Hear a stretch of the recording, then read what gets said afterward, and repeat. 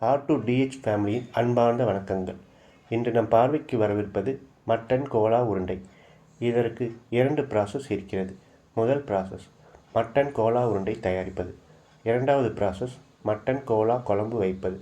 சரி, முதலில் கோலா உருண்டைகள் தயாரிப்பதற்கு தேவையான பொருட்கள் என்னவென்று பார்ப்போமா?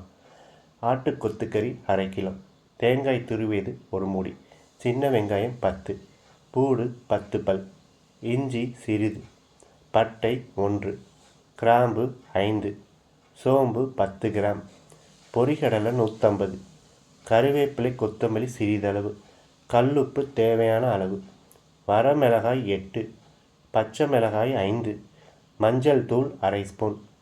தேவையான பொருட்கள் என்னன்னு பார்த்தாச்சு. இப்போ அதற்கான செய்முறை விளக்கத்தை பார்ப்போமா?